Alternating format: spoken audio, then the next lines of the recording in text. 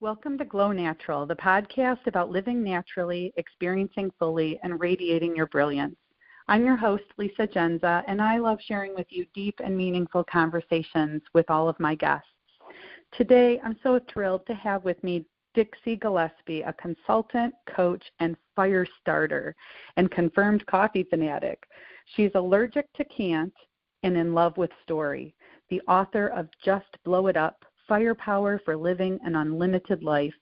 She is also a previous executive editor of the Good Men Project and a contributor to Forbes and Entrepreneur magazine. She's been working with entrepreneurs, founders, and business leaders to step into their power and accomplish the impossible for more than 20 years. Welcome, my fellow Firestarter, Dixie. Thank you. It was so wonderful to figure out. Okay, we've got a lot of fire on this call. It's going to be good. Yes, I know, fellow fire sign. So you're a Leo. So you're more fun than me. I'm an Aries, so I'm a little more intense. Well, it's a funny thing. I came about 2 weeks late, which my poor mother was almost 40, and it was the hottest summer on record in like forever. And she wasn't too happy about that. But the joke was I really wanted to be a Cancer, but what I had planned in my life was going to require that fire, so I just held off until I could be a Leo. That's so funny. You know, my daughter was 2 weeks late, and she's a Leo. And I wanted her out so bad. See, I probably would have been happier with her as a Cancer. My son is a Cancer, but I took him early. I actually had negotiated with the doctor because he was getting so big, and I knew it was going to be a C-section. So I'm like, can we please just take him now? And I think he's angry at me because I don't think he wanted to be. So you have a Leo and a thwarted Leo. That's yeah, right. And I used to say about my daughter, I didn't know anything about astrology, 22 years ago, but I used to say she's my little Spitfire. Mm-hmm. And she would always talk. She's my older one, and so she would talk for my son, and we'd go to the doctor because my son would be sick, and my daughter would speak up and tell the doctor everything she had going on. And I'm like, she thinks the world revolves around her. Well, come to find out, she is. Like, she's a fire sign, so the world really does revolve around her. And all those years I called her my Spitfire, it was because she was a little fire sign, and I just didn't know. Yep. It's funny. There are a lot of things like that I don't take too literally. I don't take too serious. I'm very pragmatic. But then I look at it as if it's observable as truth, then probably there's some truth to it. So, just go with what you can see to be true. Yeah, and it definitely holds true. Right, which I could see it. I wasn't recognizing it just because I hadn't studied astrology. I didn't know. You didn't know what it related to. Yep, I could see it. She's a little Spitfire, and my son always really sensitive, and I didn't realize Cancers were just so sensitive, and he really is. Mm-hmm. Yeah. Yep, I've got a little bit of both. Born on the cusp, so I get the best of both worlds, and everybody around me gets the worst of both worlds, right? Well, that probably makes you a little bit more balanced then as a coach, because you can be sensitive, and I think that you can pick up the sensitive side for people, but still have that fire sign energy that's needed for change. I think that's this. We have so much we look for duality, right? We're just naturally prone to look for the binary. We always look for the either or, and we think that once we've got somebody in a box, then they need to operate out of that box. And the truth is that every one of us, we're infinite. I can be anything. I mean, when I started college, my plan was to be a drama coach, which is kind of funny because that got interrupted. My father was ill, and I went home and nursed him until his passing. But, my thought was I'm going to coach people to be something they're not and do really, really well at that for a short period of time. And it wasn't until many years. I mean, I've been in coaching and consulting for over 20 years. So I started my first company in 1994, and it took me probably the first 10, 12 years before the light went on. And I realized, hey, what I'm really doing is coaching people to be exactly what they are and do it really, really well all the time.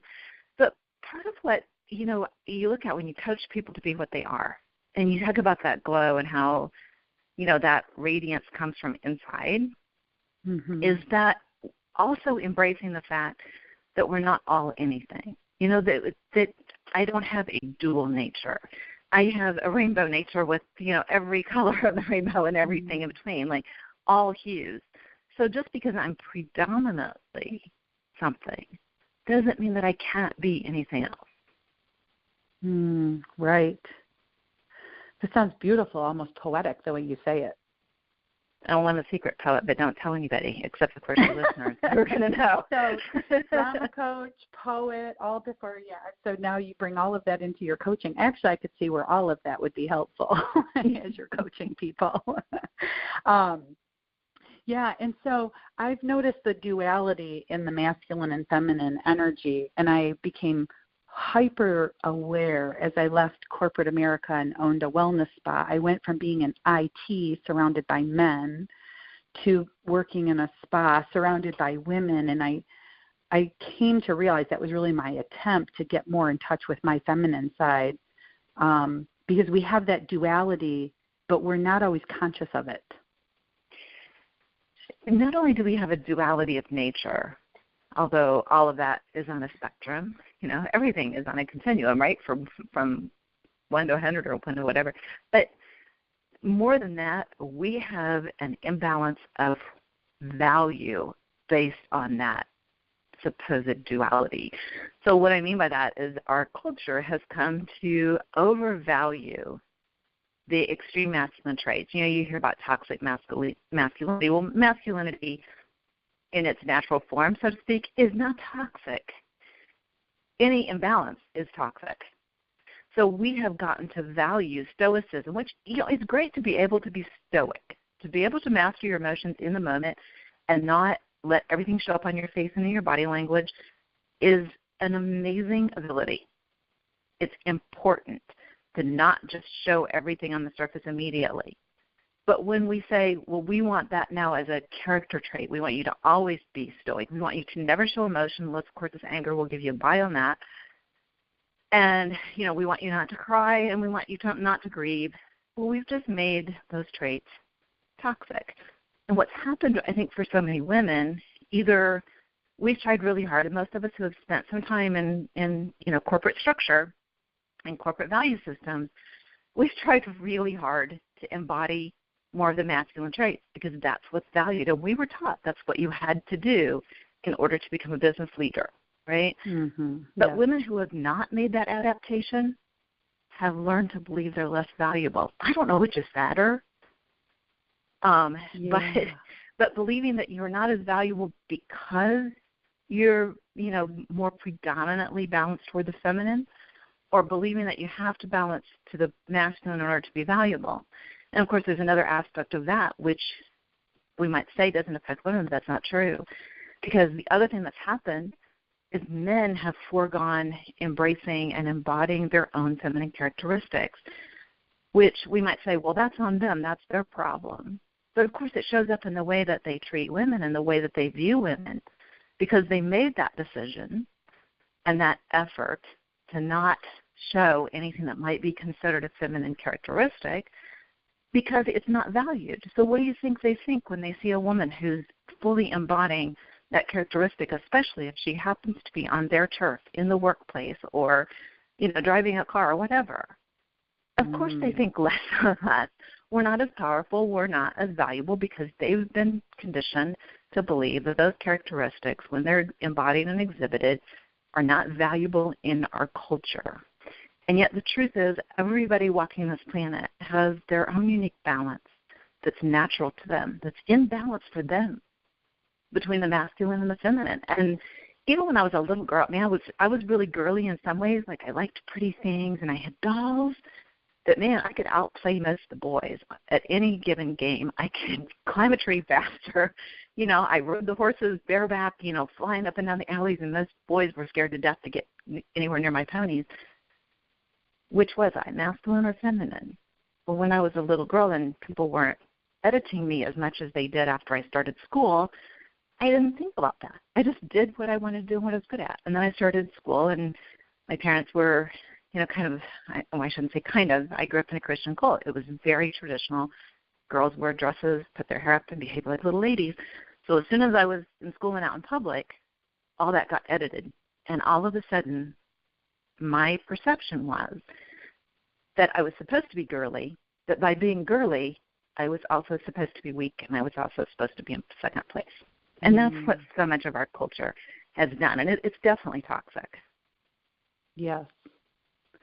Yes, it's a little insidious. You know, I'm not sure that many people are conscious of their perceptions and of what's really happening or playing out, right? You know, I guess even in therapy, when you find the underlying cause, it's playing out in different ways in your life, and you don't realize it until there's a light shown on it, until it becomes conscious. And what I would see with my spa clients, I often would hear women say, like, I've lost myself. I don't know who I am. Or my husband does nothing. I do everything. And so what I really became aware of is that,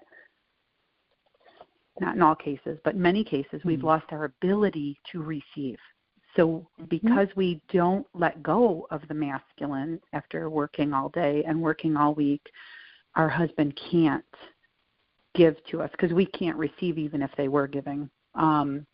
And if you're out of balance in yourself, every relationship will also be out of balance. You can't be in balance with another person if you're out of balance within yourself. Yeah. So how do we become in tune with ourselves?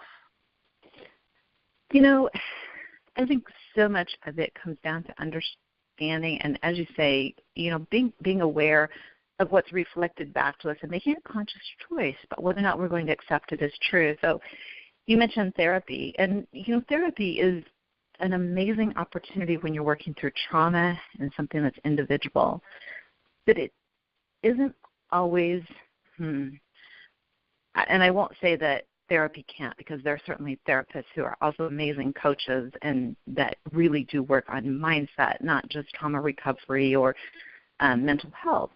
But what we really want to address is how our mind governs our choices, how our mind governs our actions, how our mind creates our environment.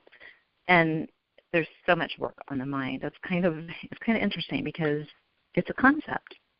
The mind is not something you can touch. So, you know, people will say, I don't believe I have a soul. I'm like, okay, do you have a mind?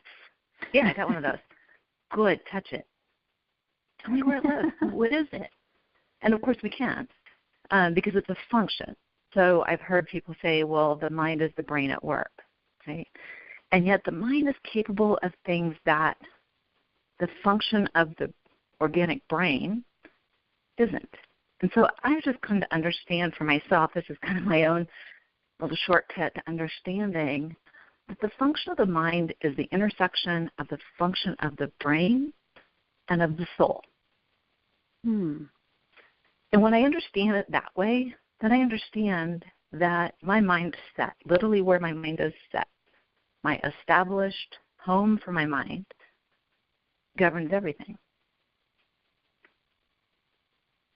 So, you know, and you think about culture. So we talked about, you know, cultures, cultural values.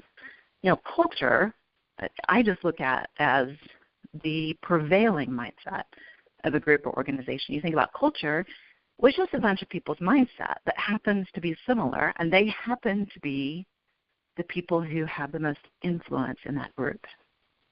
Right. And that determines culture. So when you just look at it like that, you think, okay, where do I need to focus? Well, I need to focus in my mind, right? If I want to change all of these things that you and I have been talking about, where do I change it first?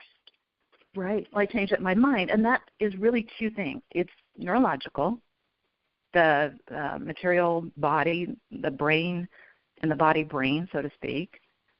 It's basically the nervous system. You know, we say what fires together wires together. So when we've been having the same thought over and over and over, this means that, then we don't even think about it anymore. It's wired together. We assume this means that. Crying at work is bad.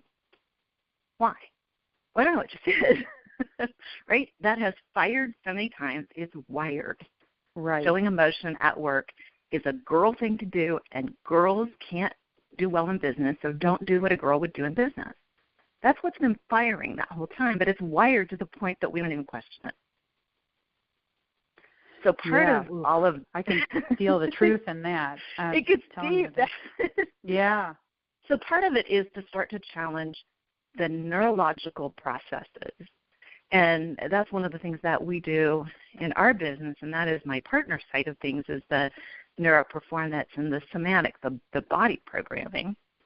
And then the other side for me, and this is not how everybody understands it, and I'm okay with that, but for me it took connecting to soul and starting to understand who I am as a divine being for me to change how my mind works.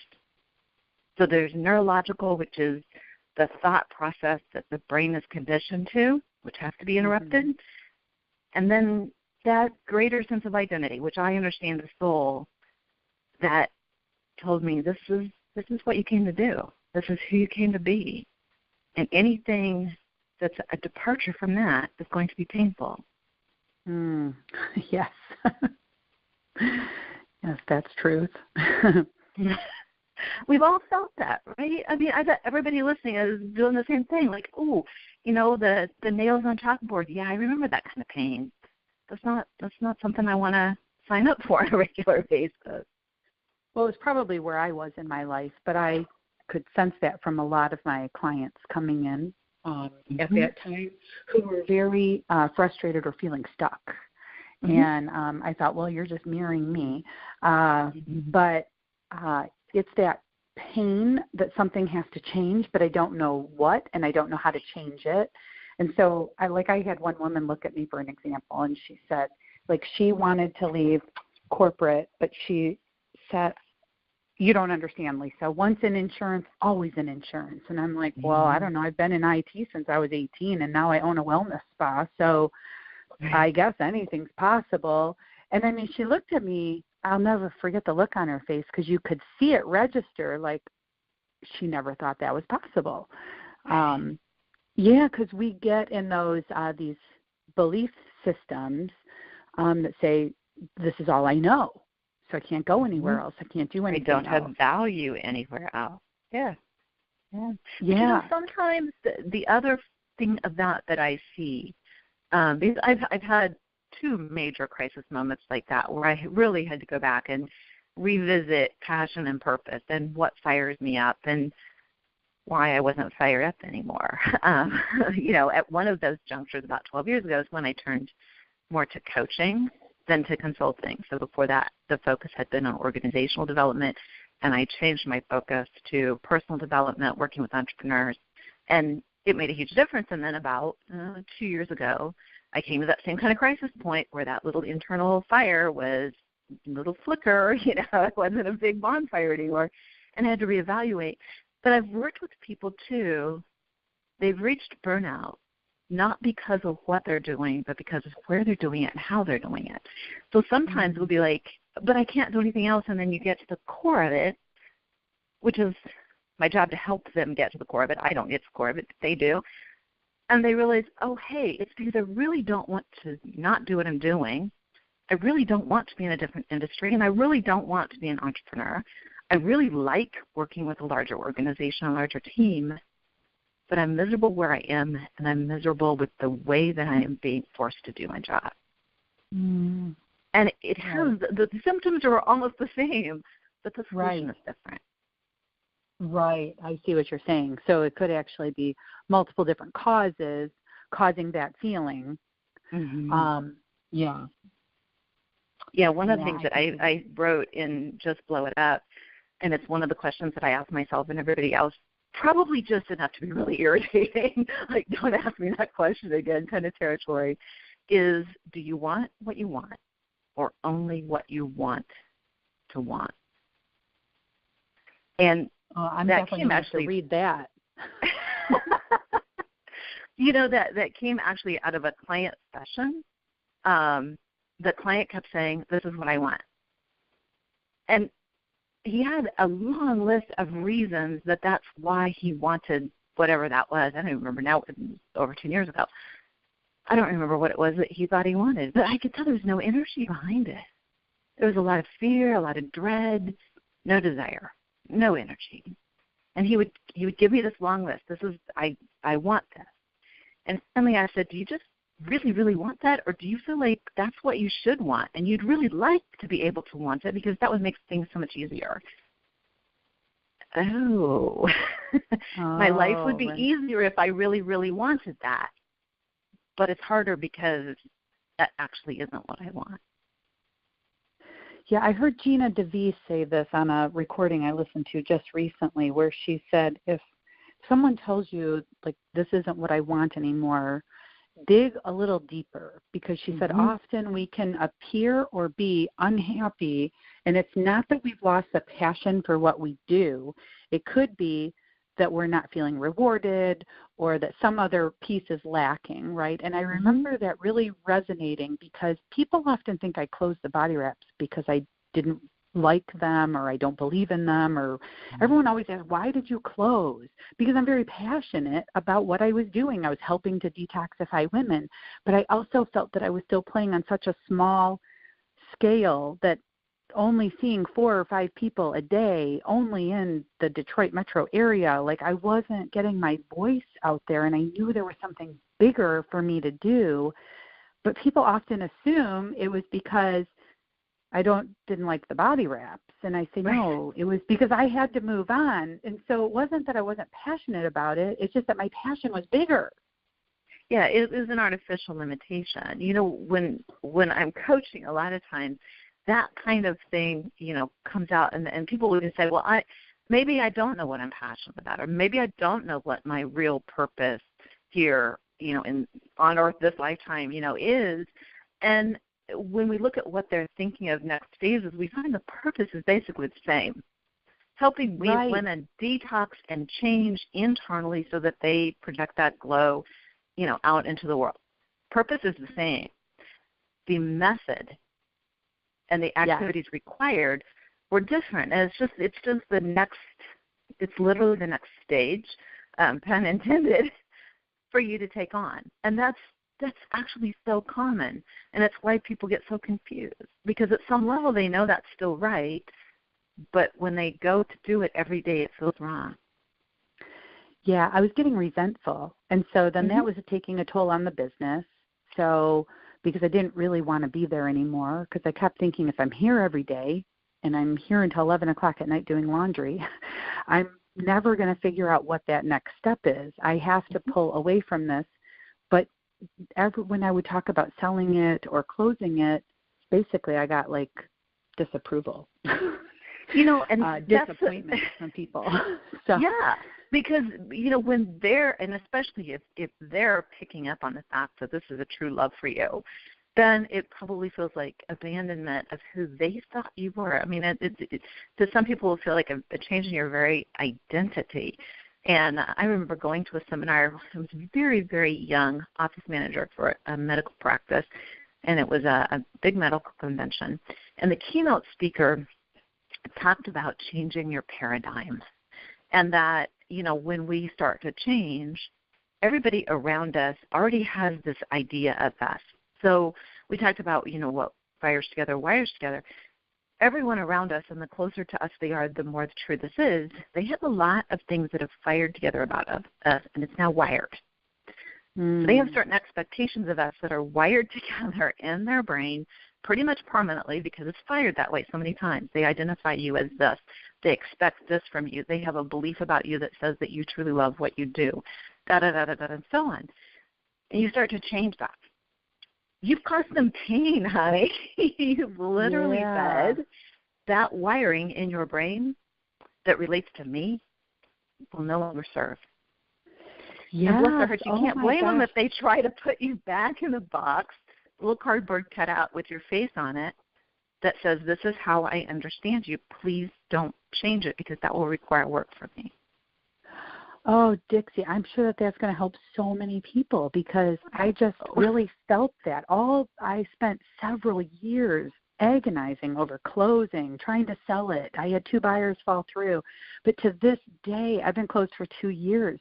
To this day, I get Facebook messages, why did you close? Why would you have ever closed? And why aren't you doing the body reps? And I can tell it's really been difficult for people to understand. And I keep feeling like I disappointed them, but it's really just the wiring. They've associated me with it. Well, and that is a disappointment. It's a very real disappointment, but it's not your fault, and it's not their fault.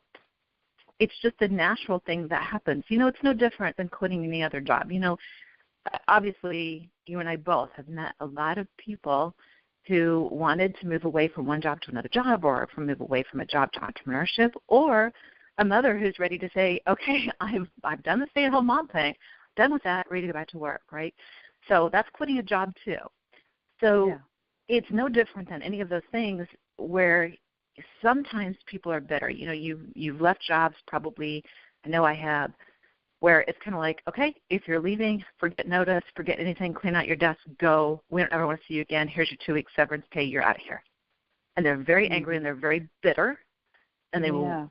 And you're lucky to even get them to admit that you work there, let alone give you any kind of testimonial, right? Right. And then you have others where you stay friends for life. The medical practice that I managed 30 years ago. I'm still Facebook friends and, good conversations with, a lot of the people that worked for me. I mean, I was the office manager, so a lot of the people that reported to me, stayed in touch with, that even went back as a consultant, went back and evaluated that same practice several years later as a consultant, and, of course, was welcome back. So it's just whether or not they can handle the fact that they have to change their relationship with you. The only way to stay in touch is to keep that relationship is to have a different relationship with you. And that can, those relationships, that can happen with employers, that can happen with coworkers, that can happen with significant others, spouses, children, parents. We have so many people in our circle, and we start to change. And, to some extent, another thing that I say frequently, and it's in the book, is that quite often we've given away our permission rights to somebody else. I actually teach people to do a permission audit. Just go through all the people that are going to have some kind of comment on this, and ask yourself, what level of permission are you giving them? Are you going to pretty much ignore them? Are you going to give them some input, but they don't have any kind of influence? You can have some influence, but they don't have veto rights, and right on up the scale, because they're all going to want to have some input. And the truth is that the people that love us best are the ones least likely to support us if they think we're going out on a limb.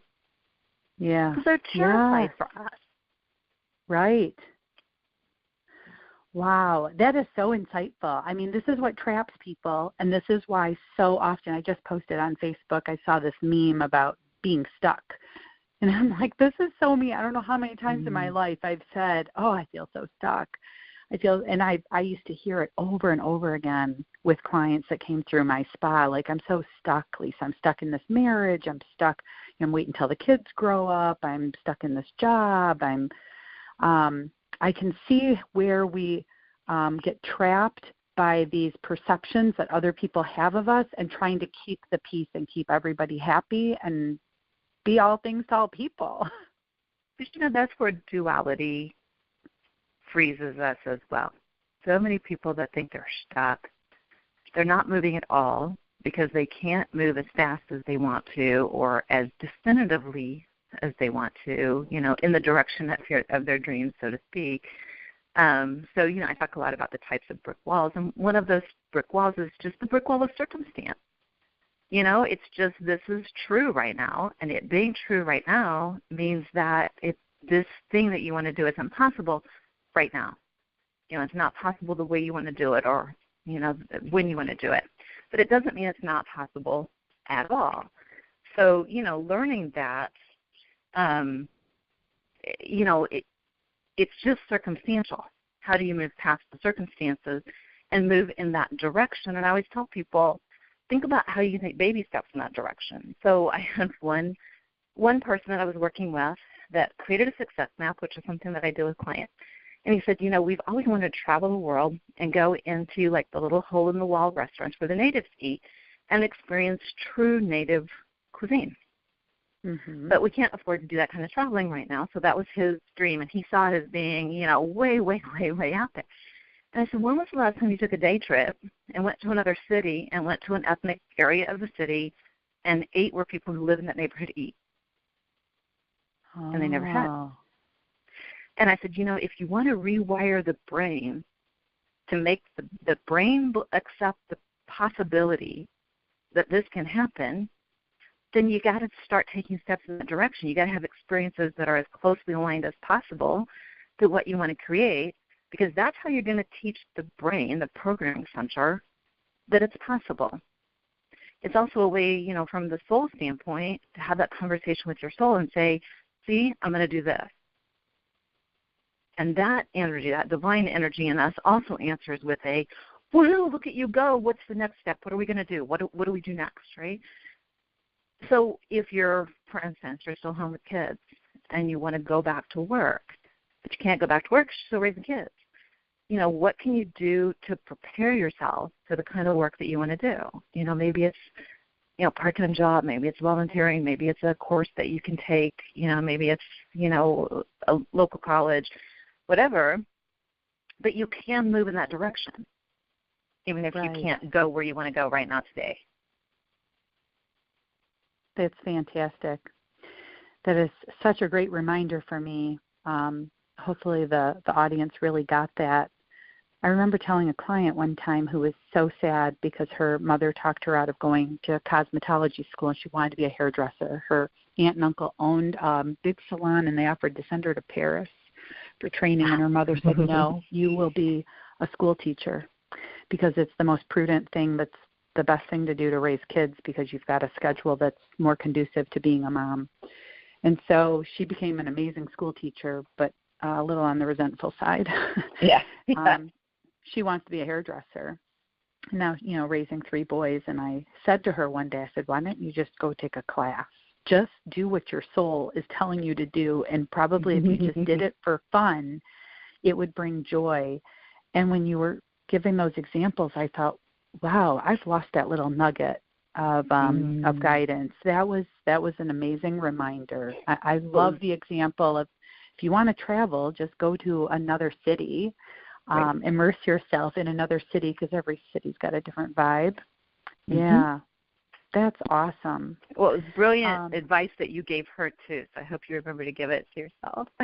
Yeah, it's always easier to give it to someone else. Amen. It's funny. I teach this and I coach this, and I was excited for an opportunity to talk about this, and especially with somebody like you, because you're already getting it and you're doing it and you're living it and you're an example of it. So I know your listeners are in tune with it, and it's fun and it's exciting. But I don't ever want to send the message that I got this nailed. Right. Because I don't think any of us do, right? It's always a work. Exactly. Yeah. So we all and through the conversations, we bring it up for ourselves too. I know that these conversations are so important. For me, I've been sort of regurgitating all of my personal, professional, and spiritual development and all my years with my clients at my spa, but that wasn't, and they know, all my clients know, I've always been extremely authentic and very vulnerable. And I've always said, this is where I'm at. These are my struggles. I don't pretend that those are, all resolved. So no, and we're, always giving to people. Hopefully, we're remembering to give people that space for whatever they're going through. One of the articles I wrote for Forbes lately was about how the Me Too movement is affecting leadership in the workplace, and just going by pure statistics. If we're in a workplace, chances are that every day we're interacting both with survivors and past abusers. And right now those people are going through, they're reliving some of the worst moments of their life. They're seeing other people's stories that reflect pieces of their own story, and that old trauma is being brought back up. Well, of course, when trauma comes back up, it has a chance to heal, but only if we give people space for their healing. So, I think it's those of us who, and I'm a survivor, I make no secret of that, that when we're aware, I'm in a healing crisis, one, we give ourselves space. And then two, remember there are an awful lot of people in it with us. Feminine power is definitely I would say, rising. The value for feminine characteristics is rising. I wrote an article that is up on Thrive Global about the rising of feminine power, but about the need to take that power responsibly and to use it responsibly in the world.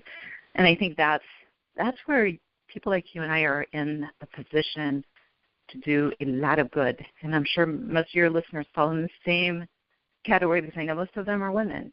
We're in a position to really reclaim that feminine side of our power, of our nature, of our traits, and to use it for good. Amen to that. Amen to that.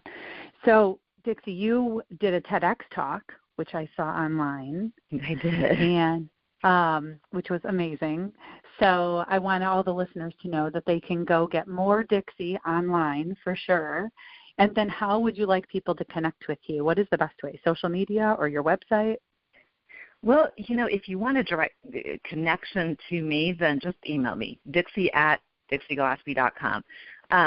Website is currently going through some renovation because Philip and I are moving some of the descriptions and everything to returntoyourpower.com, which returntoyourpower.com is the business website that we both put our services on. So there's a lot of changes in website. Probably still the best way to connect with me is still Facebook, even though with everything that's going on with Facebook, we'll see how it holds up. But you can find me on Facebook and I'll respond. Wonderful. Well, this conversation has lit up my soul. So let's hope that we can light up the world, Dixie, because you radiate an amazing light. So I've been so blessed to be able to conduct this interview. Well, it has been a joy. Thank you for supporting me and sharing and making space for me to share what I hope the world can be. Appreciate that. Much love to you. And to you. Thank you.